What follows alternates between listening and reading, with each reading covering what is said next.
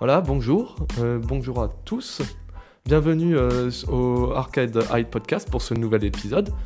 Aujourd'hui, j'accueille Hakim Saïd. Bonjour Hakim. Bonjour Lucas, bonjour tout le monde.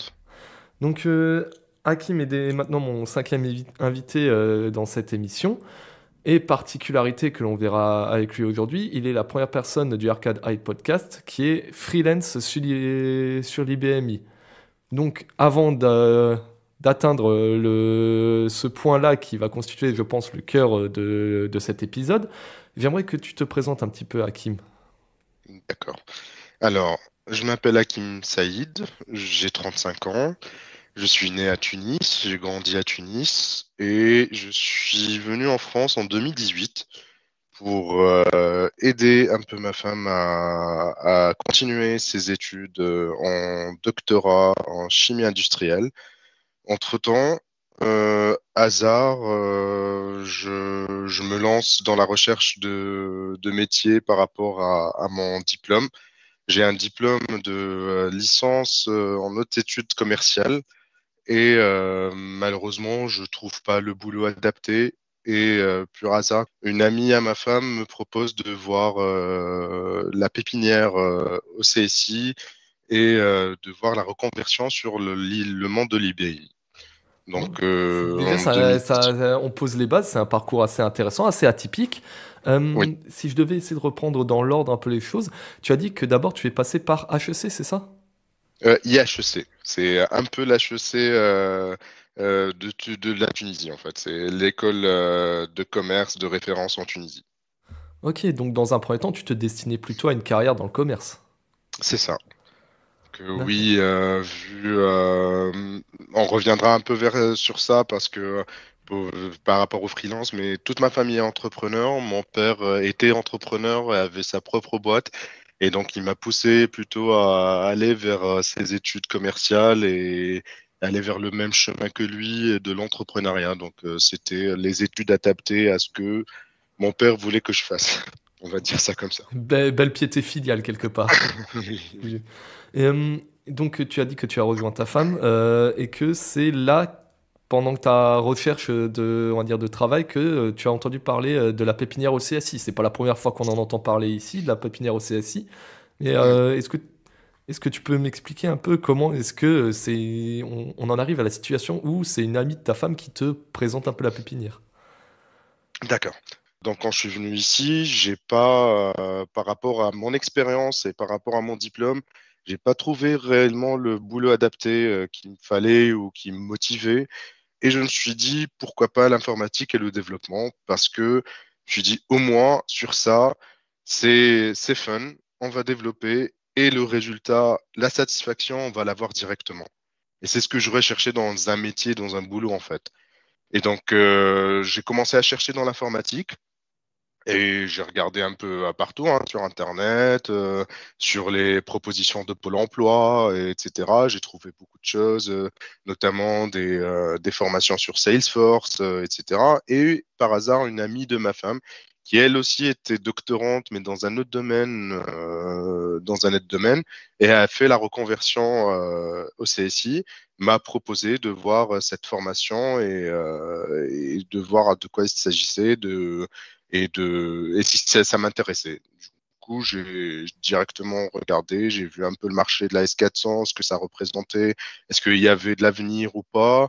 Et finalement, je me suis orienté vers ça parce que oui, j'ai vu directement que ça pouvait être intéressant, la S400, l'IBMI, parce que finalement, si on se mettait à se reconvertir en quelques mois pour des langages qui sont proposés dans des cycles d'études un peu plus longs, où on sort avec un master ou un diplôme d'ingénieur, on va se mettre en concurrence en 3 mois de formation avec ces gens-là. Et je pense que sur le marché de l'emploi, c'est pas intéressant pour nous, les gens de la reconversion.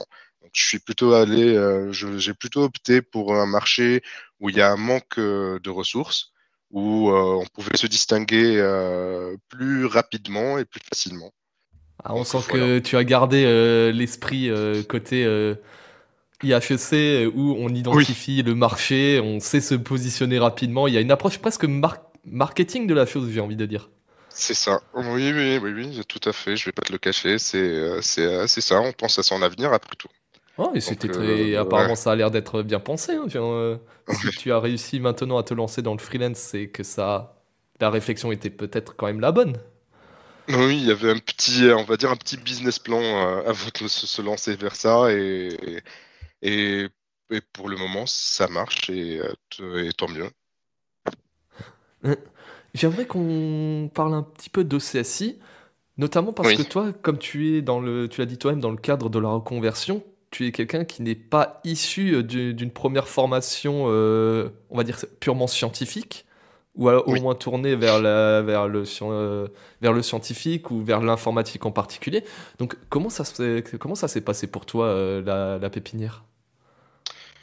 Pour moi, en fait, quand j'ai passé les premiers entretiens avec OCSI, voilà, avec Thomas, il y a eu Thomas Leray qui est le patron de la boîte, et donc on a eu un feeling directement dès les premiers entretiens. On m'a fait passer un test. Et voilà, quand on a commencé la formation, ça a bien marché. Bon, j'étais motivé. Après, tu vois, quand on vient d'un autre pays, qu'on essaie de trouver un job ici, quand on vient, quand je suis venu, j'étais assez, tu vois, j'avais assez d'expérience, un peu d'expérience, et je voulais montrer à tout le monde ce que je valais sur ici aussi, pas que dans mon pays, et que voilà, donc je voulais m'imposer absolument, et il y avait la motivation donc derrière ça. Et aussi, je pense que dans l'informatique, c'est la question de logique et d'algorithmie n'est pas nécessairement due à une formation scientifique. Je pense que c'est un acquis, c'est qu'on a depuis notre jeunesse en fait. Quand on grandit, est-ce qu'on grandit avec une logique et une algorithmie dans la tête ou pas en fait? Parce qu'il y a des gens même issus de formation scientifique, quand tu leur mets un code quand tu leur mets, pardon, un Du code sous les algorithme yeux, en fait, hein. à écrire, voilà, à écrire, c'est pas aussi évident que ça. Je pense que je pense que C'est voilà, quelque chose qui est presque acquis au final, c'est ça, si je t'écoute. exactement ce que je voulais dire, oui. C'est Ok. acquis, Par c'est comment tu as opposition à été. à toute la logique qu'on pourrait t'enseigner dans une formation, tout le théorique, pour toi, il y a une grande partie, quelque part, d'acquis, ou alors qui est peut-être enseigné avant même que ce soit abordé à l'école. C'est ça, je pense que c'est plutôt enseigné à la maison, c'est les parents, c'est ce qu'on te propose comme éducation à la maison en fait, ce qu'on t'apprend, est-ce qu'on répond à toutes les questions que tu poses quand tu es jeune, quand tu es enfant ou pas, est-ce qu'on limite ton cerveau ou pas ou est-ce qu'on débride ou on bride ton cerveau quand tu es enfant en fait. C'est ce que nous, nouveaux parents, on essaie d'optimiser avec nos enfants aussi. Ça, C'est pas c'est évident. intéressant quelque part, comme tu exprimes, presque déjà un développeur qui forme les futurs développeurs, s'ils décident de suivre cette voie, bien sûr. Ouais. Donc, c'était très intéressant sur le fait de, quelque part, un peu cette opposition du théorique des cours, de ce que tu as, comme on l'a dit, de ce qui est déjà acquis avant. Mais comment, pour l'application, pour OCSI, est-ce que toi, tu as pu, comment dire, mettre en place une espèce de comparaison au jour le jour par rapport à tes camarades de promotion? Voir comment est-ce que chacun a pu Une absorber les comparaison. connaissances qui étaient distillées par la pépinière? Bon, pendant la formation, ça se voyait clair et net. Les premiers jours, le premier mois, il y avait un petit gap quand même des gens qui avaient déjà fait de l'informatique. Parce que moi, je te dis, j'ai jamais touché à une ligne de code avant. Je n'ai jamais créé une ligne de code avant d'aller à la formation, hein. Je connaissais pas du tout comment coder ni rien du tout, donc j'ai tout appris à la formation. Et on voyait directement un gap, un gros gap entre les gens qui étaient issus de formations informatiques ou qui avaient fait des études ou d'autres expériences en informatique avant la formation Mais on voyait qu'au fur et à mesure, il y avait des gens qui réussissaient à reprendre de la marge sur ces gens-là et il n'y Raccrocher avait les pas de wagons. souci, hein. Raccrocher, voilà, c'est ça, raccrocher les wagons, il n'y avait pas de souci par rapport à ça, hein. Tout le monde, parce que finalement, tu reçois les mêmes cours que tout le monde. Donc finalement, à la fin, soit tu as le niveau. Bien sûr, ils auront toujours, à la fin de la formation, ça reste théorique, même si on fait beaucoup de pratiques aussi pendant la formation. Si des gens qui sont issus ils ont déjà fait de l'informatique, ils ont un peu plus de bagages que toi, mais après, c'est à toi de faire l'effort, de travailler un peu plus. Donc, D'accord. Donc au final, ça va. T- Les gens arrivent à s'en sortir quand même. Je veux dire, toi, j'ai l'impression que que tu m'as donné pendant les quelques minutes de cette discussion déjà, c'est que c'est surtout ta motivation qui t'a permis de raccrocher les wagons. oui, oui. C'est- Après, ce que je peux dire, c'est que aussi, pour moi, la formation en CSI, c'est le plus gros tremplin de la carrière sur les IBMI. Mais pour moi, le plus gros bénéfice, on va dire, en termes de formation que j'ai eu dans ma carrière, c'était la première expérience après la formation. C'est là Hmm. où j'ai quasiment tout Très belle transition, appris. hein, Ouais, on y arrive justement, hein, c'est cette ouais, première expérience. Comment ça s'est ouais. passé? Tu étais où? Alors moi, je suis passé chez ALD Automotive pendant 1 an et demi en tant que prestataire chez OCSI, donc et 1 an et demi en tant qu'interne. Donc j'ai passé 3 ans en tout chez ALD et j'ai fait moitié-moitié, la moitié de ma période en prestataire. J'étais pas en freelance, mais c'était en prestataire. Et l'autre moitié en interne chez eux. Donc Ça va, 3 ans pour après, une première expérience, c'est déjà pas mal du tout, hein, j'ai envie de dire. oui, je pense que c'est bien 3 ans. Ça dépend où on tombe, hein, parce que je t'avoue que là, il y a un côté hasard, hein, parce que on connaît pas quand on atterrit dans le monde de la S400, on connaît pas toutes les boîtes. Bien sûr qu'on est orienté aussi par, c'est tout l'intérêt de la SN qui te forme, hein, de CSI, qui t'oriente vers ce que tu veux faire, où tu veux le faire, dans quel endroit. On va pas t'imposer non plus d'aller dans un endroit où tu veux pas y aller, hein, pas du tout, hein. Au contraire, ils essaient d'adapter ça à la fin de la formation, de mettre les bons CV dans les bonnes entreprises pour que les gens, parce qu'après, c'est nécessaire aussi que la personne, c'est important que la personne, elle continue dans cette entreprise-là, au moins à minima, tu vois. Donc, Donc au et moins, il y a t'es aussi, pas comme je t'ai balancé au dit, hasard. oui, voilà. Et comme je te dis, il y a aussi un peu parce que même si on t'oriente, etc., on te met dans l'entreprise qui semble la meilleure pour toi, mais des fois, pur hasard, tu tombes sur des mauvaises personnes, tu tombes pas sur quelqu'un qui est pédagogue, ton chef n'est pas pédagogue du tout, on t'apprend rien. C'est déjà arrivé à quelques personnes d'autres formations. Mais aussi, moi, j'ai la chance d'être tombé dans une équipe formidable, d'avoir eu un binôme que je salue, Monsieur Emmanuel Waro, qui m'a tout appris sur la S400, hein, notamment sur une grosse partie de l'SQL, parce qu'il était expert IBMI à S400, RPG et surtout SQL. Il m'a tout appris sur l'SQL. Et franchement, c'est un peu grâce à lui aussi d'avoir ce niveau aujourd'hui après 5 ans d'expérience. Donc, 3 ans chez ALD, c'était très formateur. Et comme je t'ai C'est dit, donc beau pour moi, message, la hein, quelque première, part, effectivement. Les premiers pas, toujours important d'avoir, on va dire, les bons encadrants.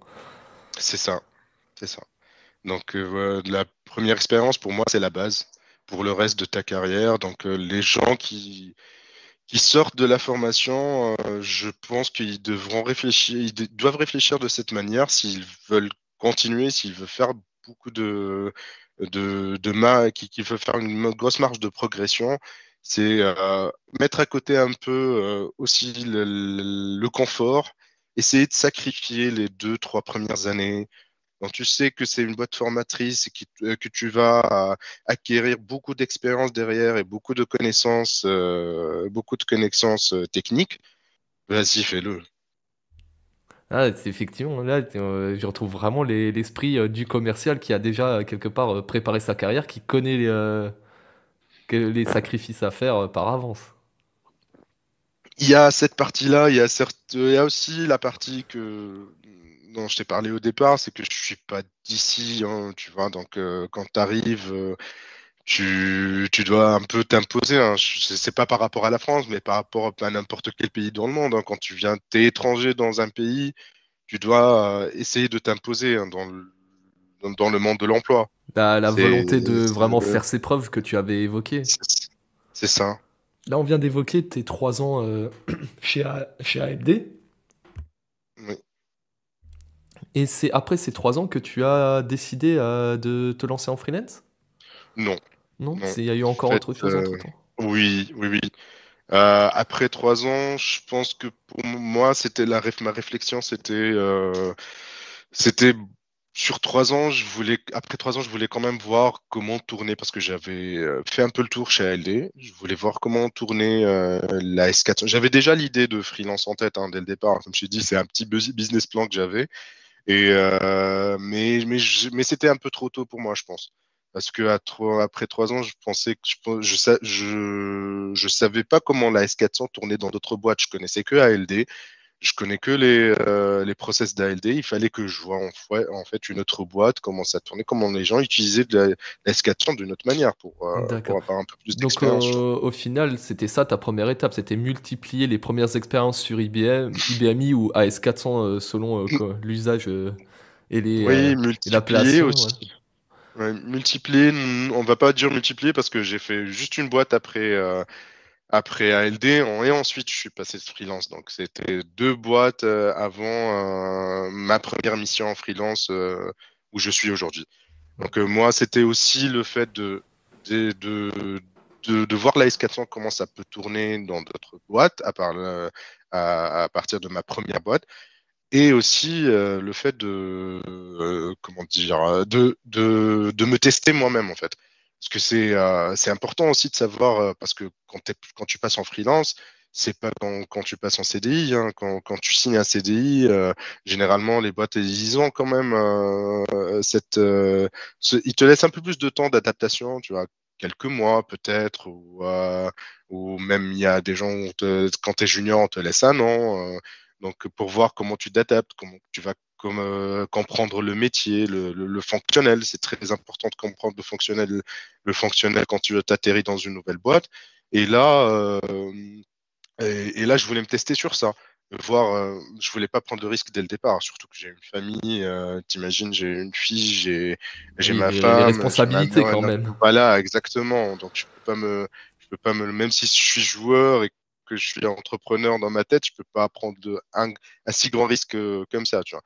Donc je suis passé sur un autre CDI avec le groupe Epner et c'est un métier totalement différent de celui de ALD. C'est une boîte de logistique et de transport et logistique. Et je suis resté un an avec eux.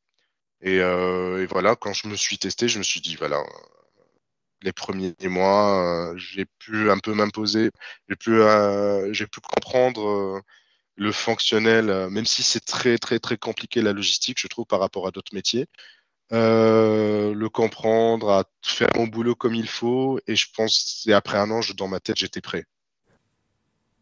Donc nous arrivons maintenant, sur, la partie, centrale du podcast, c'est la partie un peu, classique, si j'ose dire, la tradition, que nous avons maintenant avec l'invité, qui est d'aborder, avec, lui, un projet qui lui côté IBMI, qui lui tient à cœur, qui l'a marqué. Et Hakim, du coup, je te pose la question, est-ce qu'il y a un projet, toi, qui t'a marqué côté IBM, sur lequel, dont tu aimerais un peu nous parler? Oui, Lucas, évidemment, je dirais instinctivement mon premier projet. Et donc, parce qu'un premier projet dans une carrière, et c'est très important, c'est le projet à travers lequel on passe un cap, on a plus de responsabilités, on commence à travailler en équipe. Et c'est le projet qui te permet de monter en compétence, grosso modo. Donc, le projet, c'était un projet pour lequel l'entreprise a beaucoup travaillé et le besoin, c'était que le client il puisse, à travers les interfaces web et mobiles de l'entreprise, pouvoir renouveler les contrats de ses collaborateurs pour pouvoir soit renouveler, soit prolonger les contrats. On parle bien de location de véhicules pour cette entreprise-là. Et du coup, à travers l'interface web, aller sur les catalogues, aller sur les modèles, aller sur les détails des modèles. Et moi, mon travail était de fournir les données nécessaires à travers des requêtes SQL et des programmes RPG pour l'affichage. Donc, c'était du back-end. Et voilà, grosso modo, c'est ce que j'ai fait pour ce projet-là. C'est un projet, j'ai l'impression on retrouve pas mal ces dernières années, c'est-à-dire l'IBM a dans sa base de données toutes les infos nécessaires, et donc souvent le projet c'est de mettre à disposition ces informations depuis le web. C'est ça. Ok. Dans ce projet-là, du coup, on a utilisé des API web du côté front et pas des API. On n'a pas APIisé les programmes AS400. J'ai été amené à travailler sur d'autres projets où on APIisait les programmes AS400, mais sur ce projet-là, non, c'était plutôt des API web front qui communiquaient directement à travers des paramètres qui appelaient directement les programmes AS400 et requêtaient pour aller chercher les données détaillées à travers la base de données historique de l'entreprise. Ok, pas du tout. Et bon, je suppose que ça a quand même pu marcher, fonctionner un minimum. L'entreprise était satisfaite à la fin. J'espère, oui. Si tu en parles, je suppose que ça s'est quand même un minimum bien passé. J'avoue que c'était mon première expérience, premier projet, et j'avoue qu'on n'a pas eu beaucoup de retours. Bon, ça, ce n'est pas que moi, hein, c'était toute l'équipe qui a travaillé sur les projets. Ils étaient vraiment extraordinaires. La partie MOA, la partie technique, l'équipe front. Donc, il y avait une très belle collaboration et c'est un truc qui m'a marqué aussi, hein, dans ce projet. Donc, c'était très intéressant. Et on a pu tous monter en compétences à travers ce projet, et surtout moi, parce que j'ai débuté sur le marché de la S400. Donc. Donc du coup, là, je pense que tu as eu une énorme montée en compétences pendant ce projet. Comment est-ce que ça s'est passé pour toi dans ce projet au final? Qu'on va dire plutôt côté humain, dans la gestion aussi de ta montée en capacité.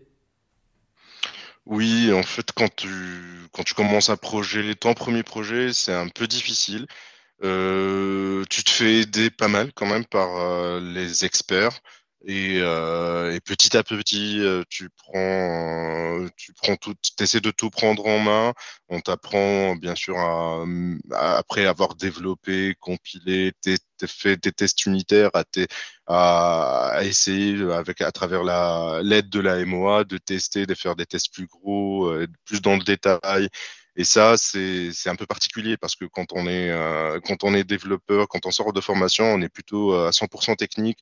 Et quand on est sur un projet, il faut pas être que technique, il faut comprendre le métier, il faut comprendre comment ça fonctionne pour le client et aller tester ça tout seul ou à travers l'aide de l'équipe front si jamais c'est sur la partie communication. Donc on va dire, tu montes en compétences et métier et technique euh, depuis le début du projet jusqu'à la fin. Donc, c'est d'apprendre au maximum et d'éponger au maximum ces informations et ce qu'on t'apprend au fur et à mesure de ce projet. Qui, pour moi, le plus gros, pas le plus gros projet, mais le projet le plus important de mon début de carrière. Ah, c'est souvent ça. C'est un peu cliché de le dire, mais c'est souvent le premier projet qui va nous conditionner hein, quelque part. Hein. Je te comprends. Hein, Exactement.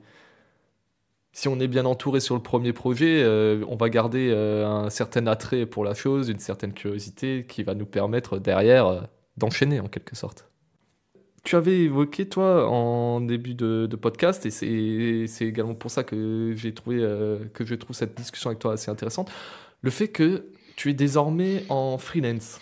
Et comme je disais, le freelance, tu es la première personne que je rencontre côté IBM qui fait vraiment, qui est désormais à 100% en freelance. Donc j'aimerais te poser cette question. Comment est arrivée ta première réflexion vraiment sur le freelance? Comme on a évoqué, j'ai un esprit assez entrepreneur et la réflexion, dès le départ, moi, comme j'ai bien expliqué, j'ai un entourage assez dans le monde de l'informatique.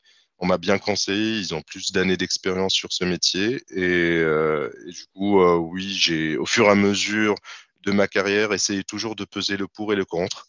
Donc, à chaque fois par exemple, quand j'étais chez ALD, après 3 ans, ce qui m'a poussé à sortir d'ALD, c'était pas que ça n'allait pas du tout, hein, ça allait très bien, je m'entendais avec tout le monde, tout était bien, sauf que j'avais fait un peu le tour et je voulais voir ce qui se passait ailleurs, comment la S400 fonctionnait ailleurs.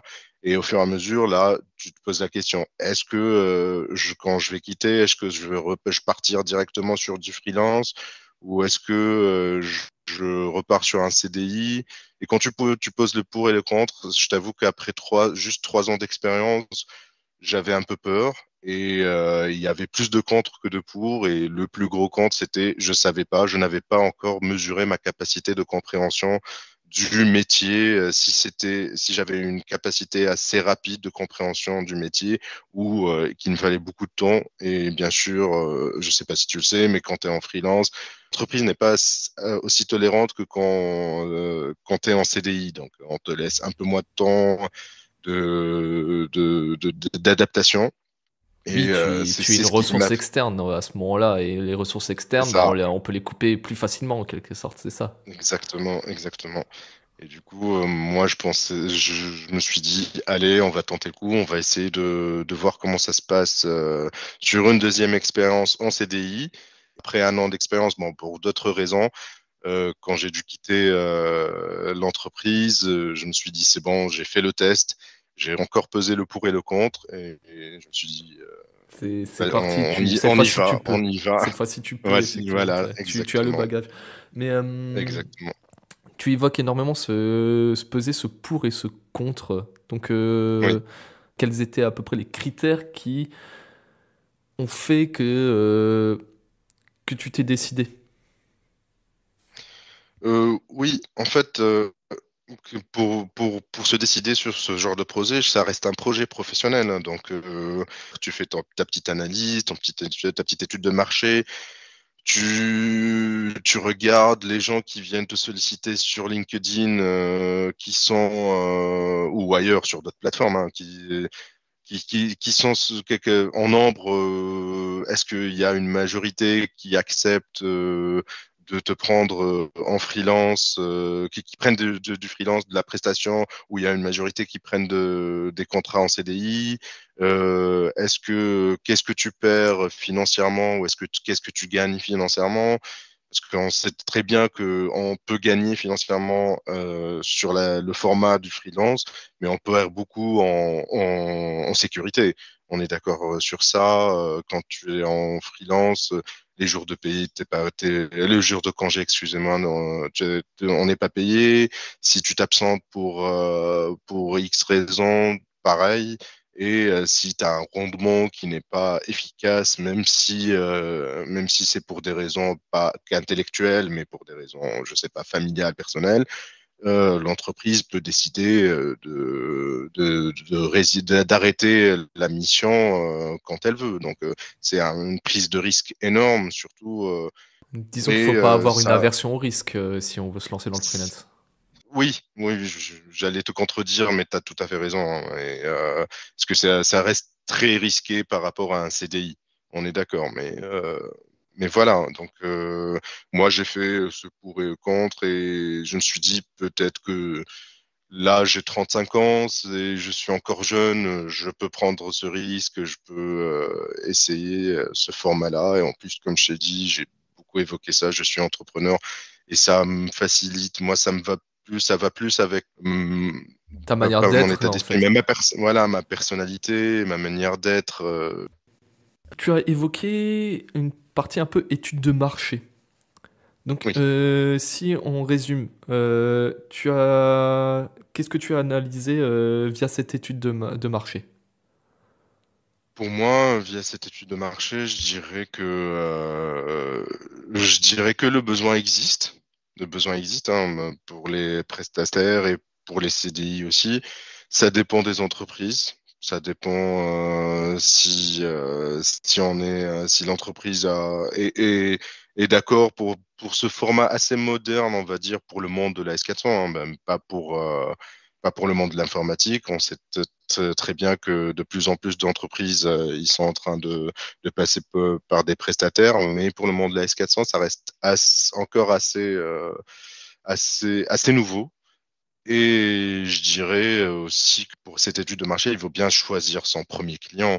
C'est très, très important. C'est très important parce que si on choisit mal son premier client, on risque de non seulement de pas être comment dirais-je convaincu de ce qu'on a fait, du choix qu'on a fait.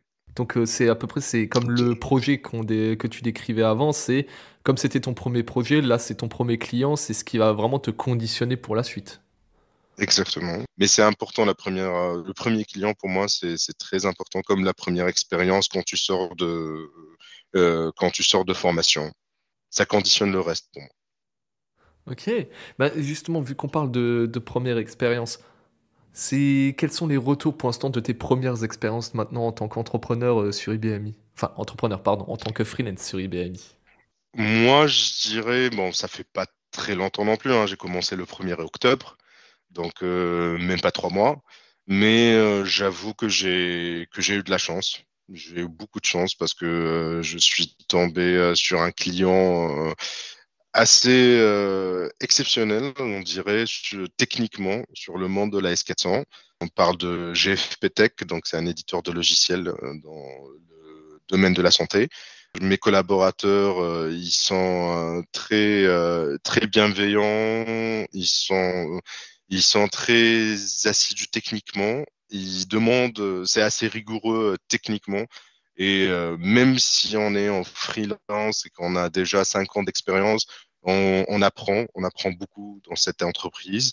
Et moi, je suis très, très content parce que ça marche plutôt pas mal depuis que je suis arrivé chez eux. Pour moi, je parle. Et, euh, et c'est un retour à 100% positif jusqu'à aujourd'hui. Mais là, comme je t'ai dit, j'ai eu beaucoup de chance. Donc, peut-être que ce serait pas ce cas, Tu penses que ce sera pas le cas pour tout le monde? Tu penses que voilà. il y a un biais dans ta situation? Oui, oui, oui. Mais il y a toujours le facteur chance hein, dans notre vie, hein, peu importe. Hein. Donc oui, on va dire que la chance m'a souri sur mon premier choix. OK. Et c'est, je pense, sur ce beau message de motivation et de un peu de prise de risque qu'on va pouvoir, finir cet épisode.